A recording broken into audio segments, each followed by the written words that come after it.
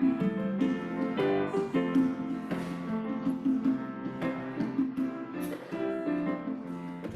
welcome to the First Unitarian Universalist Society of Albany. We especially welcome visitors to our service. Welcome. My name is John Newell, and I am the service associate today. This morning, we welcome to our pulpit Tom Mercer, who is a longtime member of Albany UU and a personal friend of mine and many of us. Since 1981, Tom has served on a variety of boards and committees and contributed to many projects and programs. Tom has a lifelong interest in Native American affairs. In 1973, he participated in the occupation of Wounded Knee at the Pine Ridge Reservation with American Indian Movement leaders Dennis Banks and Russell Means. During the occupation, he narrowly escaped wild gunfire by opposition members of the tribal government. Following the occupation, he participated in efforts to gain United Nations recognition for Native American sovereignty.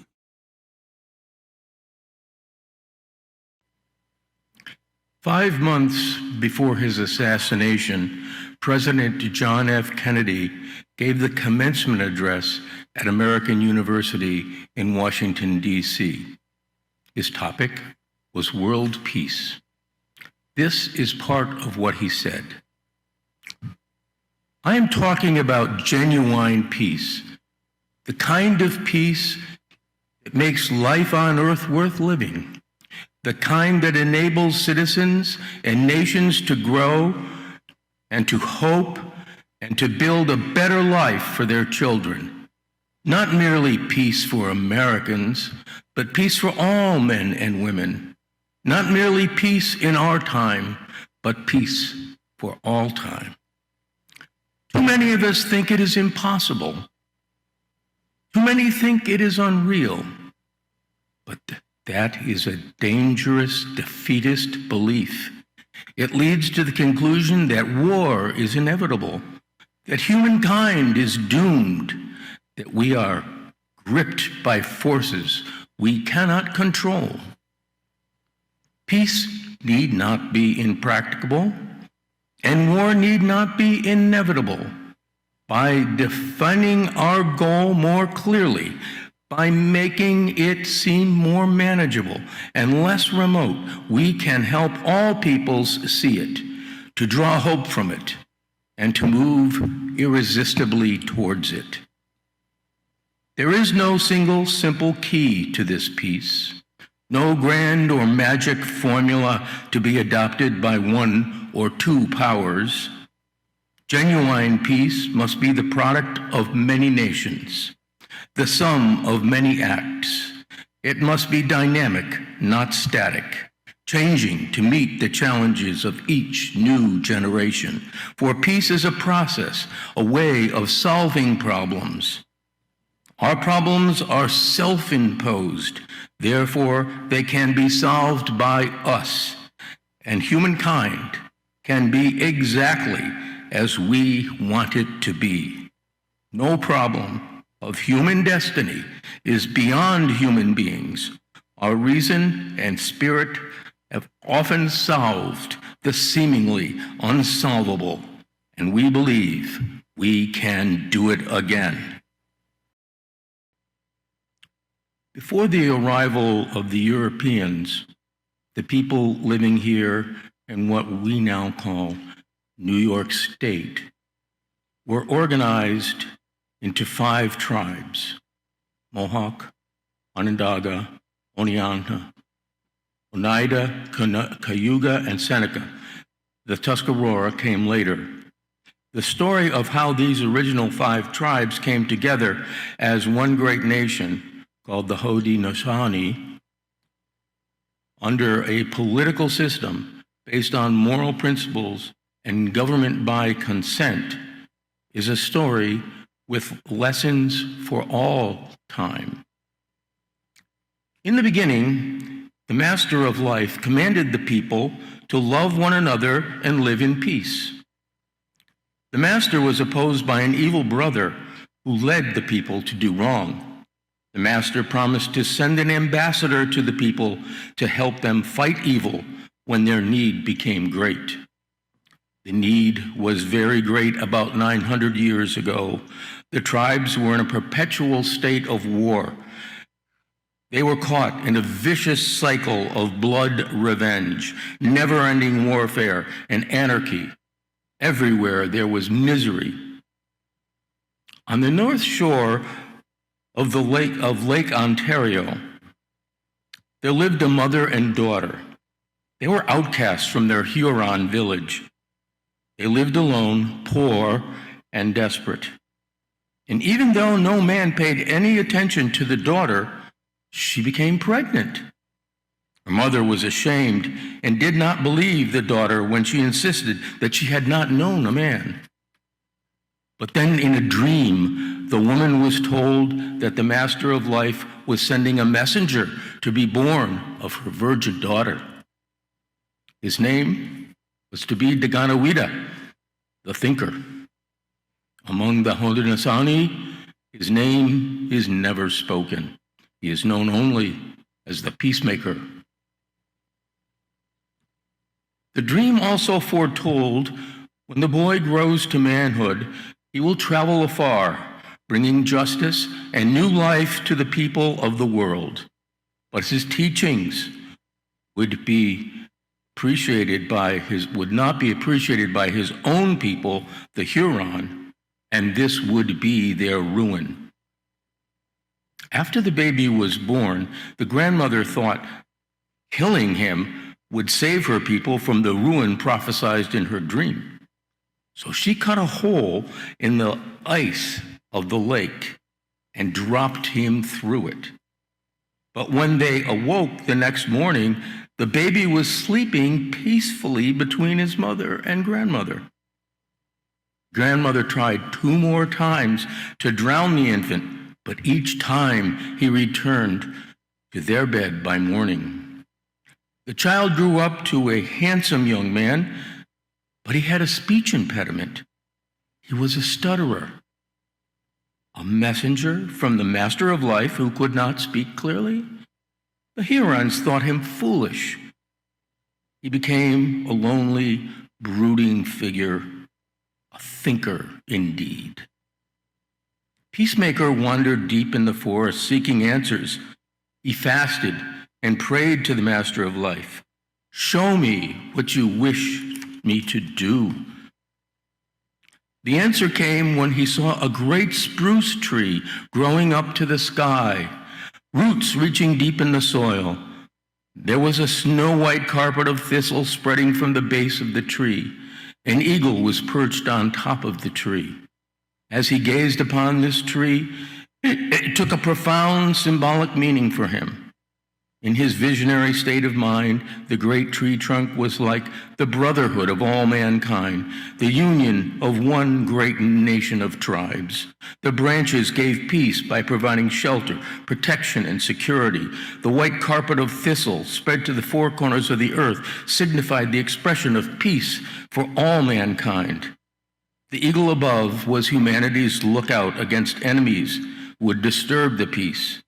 The price of peace is eternal vigilance. The roots anchoring on rocks represented 3 principles: health, righteousness, and power. Health, because peace is only possible when minds are sane and bodies cared for. Righteousness, because humane conduct through thought and speech are necessary for equity and justice among the people. And power, because civil authority enforces justice for all.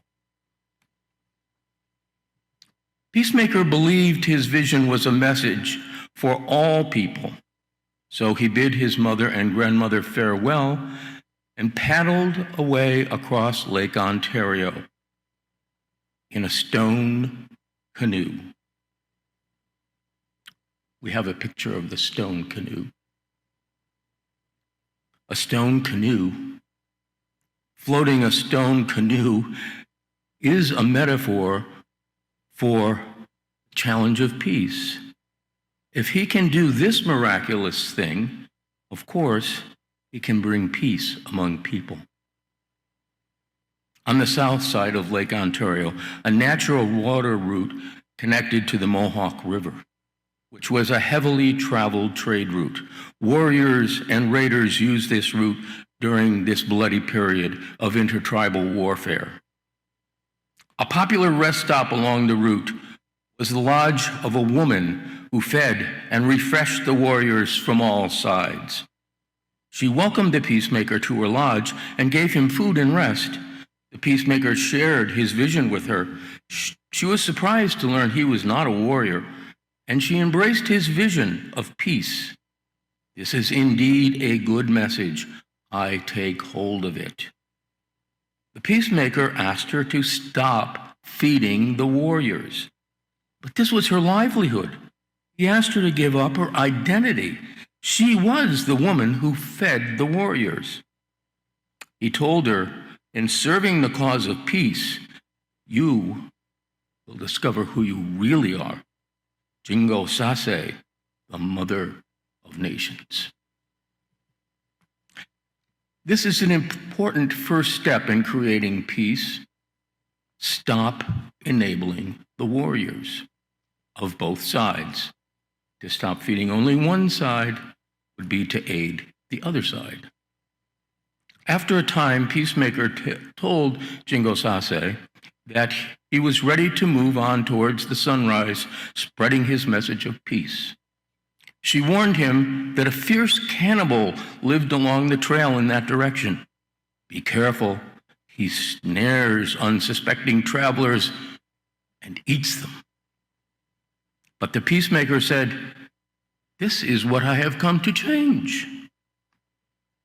The cannibal represents total disregard for life. It shows the depraved state to which this society had devolved. The Peacemaker now must confront the worst of humanity. When he arrived at the cannibal's lodge, he found it empty, so he waited on the roof. After a time, the cannibal returned, dragging a dead body with him. The Peacemaker watched the gruesome spectacle of the cannibal hacking up the body to cook it. The cannibal put a big pot of water on the fire to boil his meal. When the cannibal looked into the pot, he saw the reflection of a kind face gazing back at him. It was the face of the Peacemaker looking down through the smoke hole above the pot. And the cannibal, thinking it is his own face, exclaimed, "This is not the face of a cannibal." The cannibal remembered who he really is and despised what he had become. With a complete change of heart, he dumped the soup and respectfully buried the body parts. So the Peacemaker did not confront the cannibal directly. His reflection made it possible for the cannibal to comprehend his own true nature. Seeing reflected truth can be more potent than seeing it directly. It is said that one whose true face reflects our essence is not the ordinary self, but the watcher. Overcome with the shock of all the evil he had done, the cannibal's conscience tortured him. "What can I do to make up for the horrible things I've done?" he asked. The cannibal confessed his story to the Peacemaker. He was once an honorable member of his tribe, but his beloved wife and daughters were among the victims of the warfare and vengeance that was all around. Disheartened at their deaths and in despair and anger, he had gone to live alone in the woods. Over time, he forgot who he was and degenerated into cannibalism. The Peacemaker shared his vision of the great tree of peace. He told the cannibal he can heal his past by working for peace and justice in the present. "Your message is a good one. I embrace it," said the cannibal. As they talked some more, the peacemaker recognized the cannibal's eloquence as a speaker and invited him to help spread the message of peace. He suggested his new disciple take the message back to his own people, but the new disciple was reluctant because the Onondaga were then in the grip of an evil sorcerer. Atathero was a frightening and powerful figure with a horrible, twisted body and serpents for hair. Atathero is the one who drove me mad in the first place. Because of him, my wife and daughters died. The peacemaker said, "From this day forward, you will be known as Hiawatha, the comber. You will comb the serpents from Atathero's head." By the way, this Hiawatha is not the imaginary character in Longfellow's poem. So Hiawatha was challenged to confront the source of his madness and hatred. He embraced the new way of peace, and to do so, we must look fearlessly at where we have been and who we have become. While Hiawatha returned to his people, the peacemaker continued his journey towards the rising sun. He made his way to a large village where the Mohawk River empties into the Hudson. Today, we call the place Cohoes. The people there were of the fierce and warlike Mohawk tribe. The Mohawks scoffed at the peacemaker's message, saying, "Even if we embrace your peace, the other tribe will continue to fight us. They love war. They will never embrace your message of peace." But one wise old sachem said, "If your message is truly from the maker of life, prove it by climbing out on that tree branch hanging over the river. We'll cut the tree down and watch you plunge over the waterfall. If you survive, we'll believe and embrace your message." They were, of course, talking about the great Cohoes Falls. So the peacemaker climbed out on the branch of an old twisted oak. The people gathered around to watch some men start hacking the branch. Then the peacemaker took a hatchet and started hacking the tree himself, calling it the tree of war, which must be cut down. Finally, the branch cracked, and he fell with it into the raging torrent and disappeared over the waterfall. The people wondered at the foolishness, but soon went back about their business. The next morning, the peacemaker walked into the village without a scratch. So the Mohawks embraced his message and adopted the peacemaker into their tribe. Go visit Cohoes Falls. See it as a sacred place, a place that teaches us to hack away the tree of falsehood and fall into a new way of being. Meanwhile, Hiawatha returned to his people. He called for a great council meeting of all the sachems from all the Onondaga villages. On the appointed day, sachems came in great numbers to the council fire. Just as the meeting was about to begin, the evil sorcerer Atathero appeared. Everyone was frightened and dispersed before Hiawatha could even begin to speak. Shortly thereafter, Hiawatha's oldest living daughter became sick and died. Everyone said it was due to Atathero's evil sorcery. Hiawatha was again grief-stricken, but undaunted in his zeal to spread the peacemaker's message, he called another council meeting. This time, he brought his only remaining daughter with him, who was pregnant. Hiawatha kept her at his side at all times, thinking she would be safer. But when the other women went off to gather firewood, Hiawatha's daughter wanted to go help. Reluctantly, he let her go with her friends. A great, beautiful bird began circling overhead just as Haudenosaunee arrived at the council circle. Haudenosaunee signaled one of his archers, and an arrow found its mark in the breast of the bird. The beautiful bird fell near where Hiawatha's daughter was gathering firewood.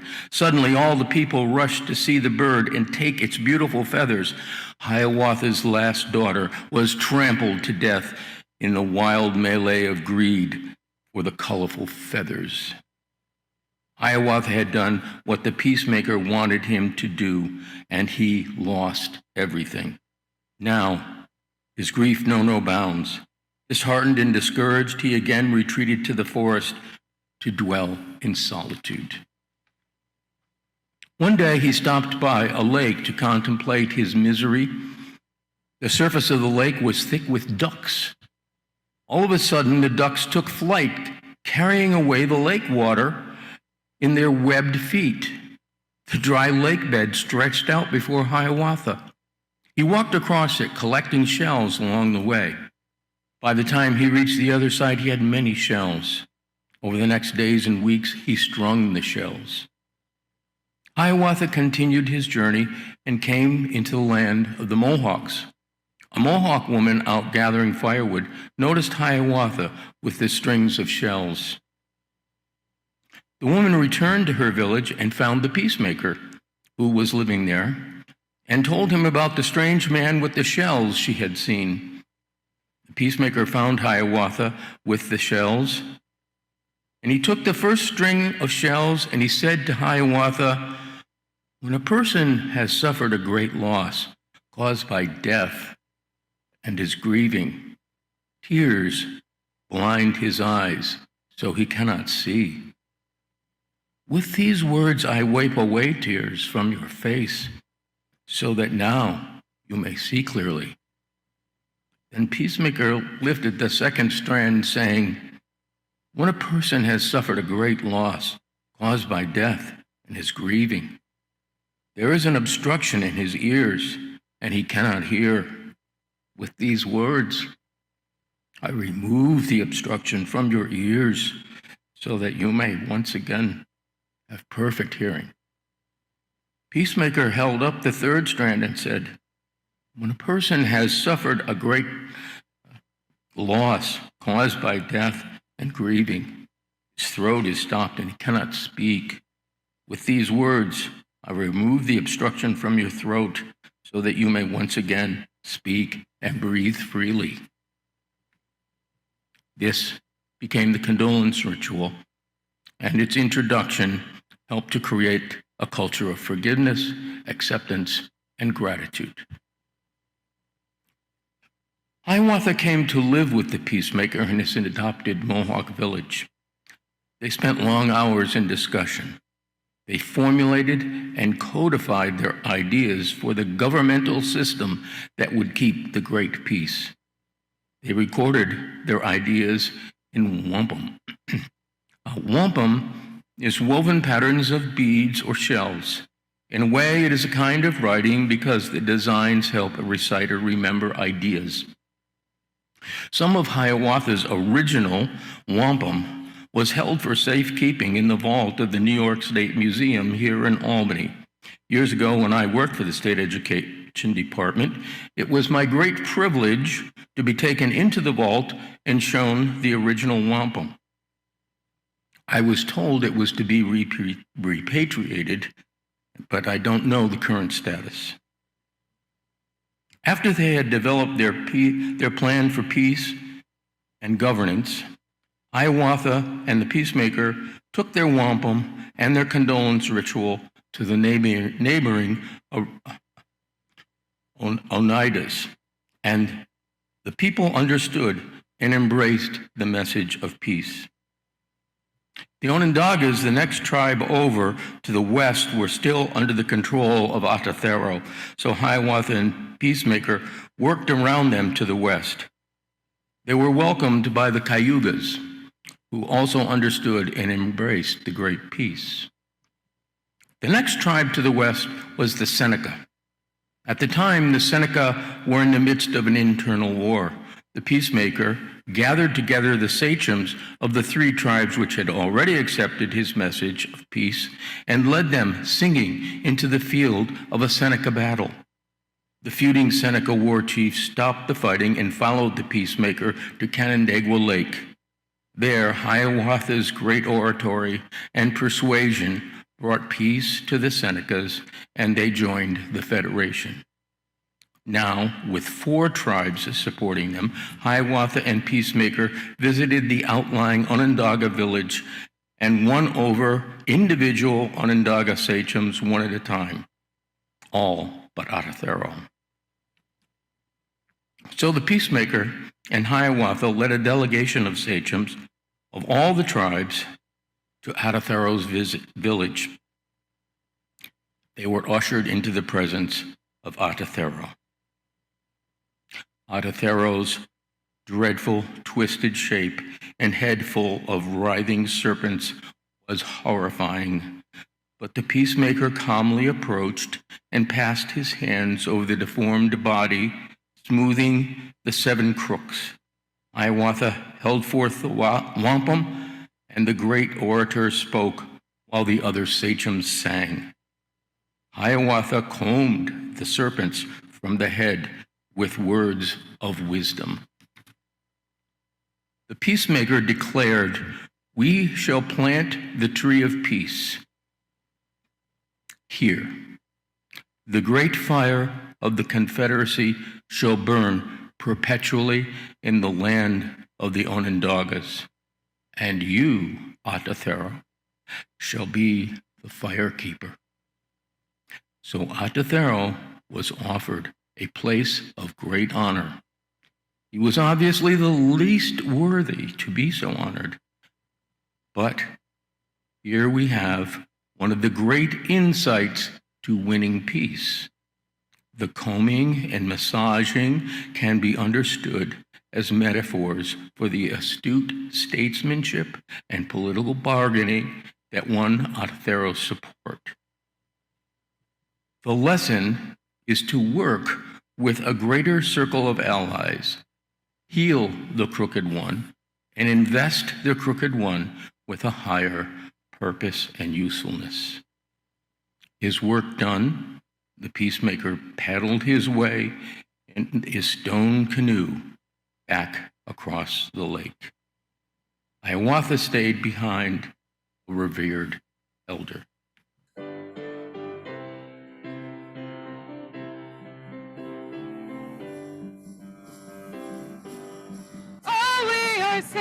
Saying is give peace a chance. Let's sing about love.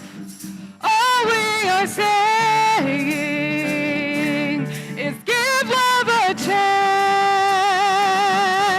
And all we are saying is give love a chance. Let's sing about hope. All we are saying is give hope a chance. All we are saying is give hope a chance.